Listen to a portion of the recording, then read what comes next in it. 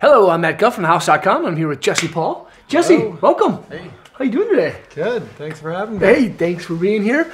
Jesse, you're kind of in town for the holidays, right? Yep. Cool. How long have you been in Minnesota for since you got here?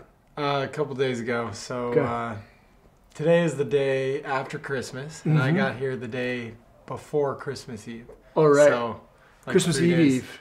Christmas Eve. Yeah. Cool. Yeah. Drove from LA. Took 3 days to get here. I mean, I could have done it in less, but I split it up nicely. Went from LA to Utah, stayed at Bodie Merrill's house, did a podcast with him, then drove from Utah to Colorado and did another podcast, and then Colorado to Minnesota. And now you're here. And now I'm here. Sweet. Yeah. Now, your podcast, so if you guys don't know, Jesse started his own podcast called The Board Bag? Bag Studio? Board Bag Studio. Board Bag Studio. Yeah. And why is it named that? Because I wanted it to be really good recording quality, so I have microphones and headphones, like the whole setup, and I travel with that stuff since I live in LA, and most snowboarders aren't going to be in LA, and so basically it's always in my travel suitcase wherever I go. So Board Bag Studio is just kind of a play off that. Like when I'm going to travel for snowboarding, it's in my bag. There. And I bring the studio to you. So That's a good and then concept. it's cool because then I'm always recording in a different spot and with different people, and so I always make sure to tell the listener where I'm at, where we're recording, because I think it's a nice little touch. So. Cool. And he's already interviewed some great people, and he's got a lot more lined up. So make sure to check out the Board Bag Studio. Just Board Bag Studio. Board Bag Studio. It's on Apple, iTunes. It's on Stitcher, Google Play, YouTube. Everywhere. Most podcast platforms, and I'm working on more. So cool. Sweet. But Jesse and I just kind of like sat down. We started talking before we pressed play about boards, and I asked him about his stance. He's like, "Yep, I always have the same stance." Blah blah blah. I was like, "Well, let's just shoot a video on that." Yeah. Because I kind of change my stance around a little bit depending on what type of board I'm riding and the kind of condition or terrain choice I'm going to be in. Interesting. Just because I feel like I can manipulate a board just a little bit differently depending on the terrain choice and its construction. Jesse, what is your stance and your width and your angles, and why do you ride like that? Yeah, so I always ride at 22 inches wide, just because that seems to be a nice balance between not being too wide, not too narrow. I think it's a little bit on the wider side. Okay.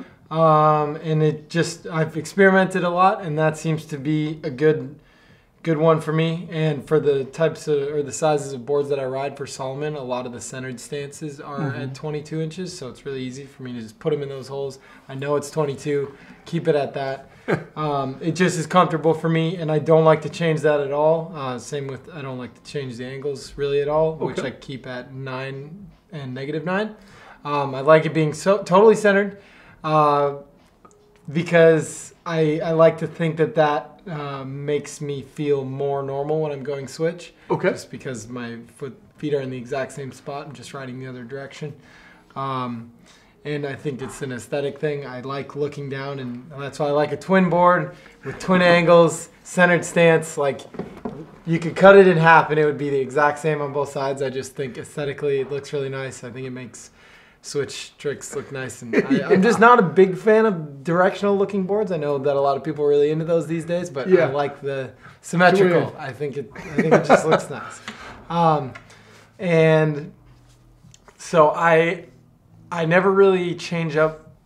Well, I guess the only time that I would change up my stance or angles is if I'm riding a really crazy shaped board. Like Solomon has these boards called the Hillside Project, and they're short and they're wide, and they've got a crazy directional shape. And if I just want to rip groomers and literally just turn, or maybe ride some powder, then I will kind of do more of like a positive 12 and like -6, which is a minor tweak, but you know, a little bit.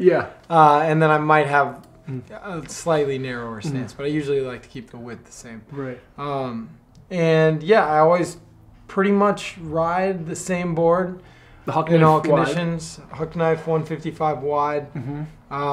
Just kind of going with the same thing of I just have this theory that if I always ride the exact same board, exact same distance for the stance and the angles, then I can be really in tune and in touch with the way that my body is moving with that piece of equipment. Mm-hmm. And I bring it in all sorts of different situations. I'm not a person who's going to switch a board for certain days unless it's straight up powder. Right. If I'm doing tricks, if I'm doing freestyle snowboarding, I like to feel exactly the same thing underneath my legs all the time. Just because I think, just my conception of it is that it helps me to really dial in my tricks and know exactly how it's going to feel every single time. So, no, that's great, and I really appreciate the symmetry that you want. You know, like centered on a twin board, like everything looks the same, cut in half. It's going to be symmetrical.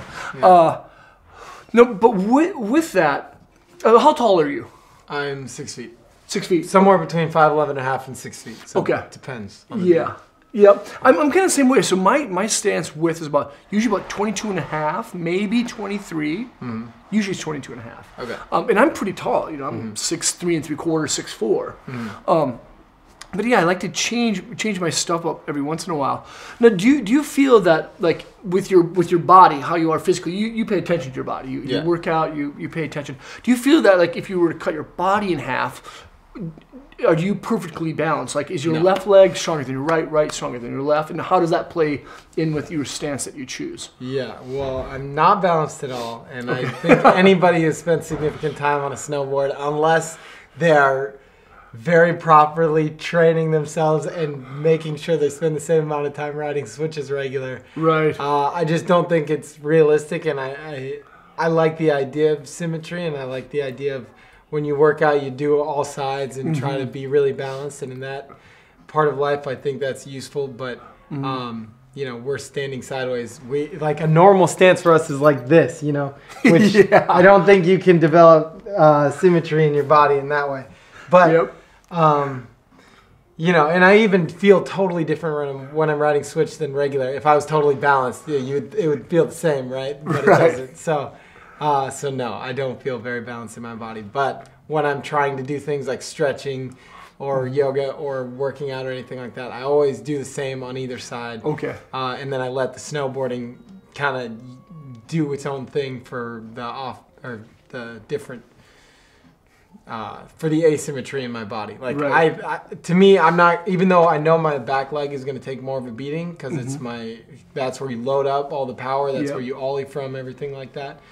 I'm not going to train my back leg more because I think the snowboarding does that itself. And if I train both to be stronger, and then the snowboarding might like get my right one a little bit stronger on its own, but I think letting the snowboarding do those minor changes itself. But who knows? Maybe a trainer would disagree with me, and there could be a snowboard trainer who actually tries to get one side stronger than the other because you're standing. Yeah, could be. I don't know. I never thought about that. Like, you have like a border cross racer that just like does like leg extensions a lot more with their back leg or something. I don't know.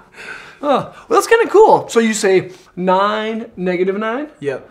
And then 22 wide. Yep. Always on a twin board. Yep. Cool. Always. Cool. I like that. I appreciate that. I like that you're not going really wide. You know, like there's a lot of people. I think like 15 is really big angles. Anyone that goes bigger than 15, I'm like, gosh.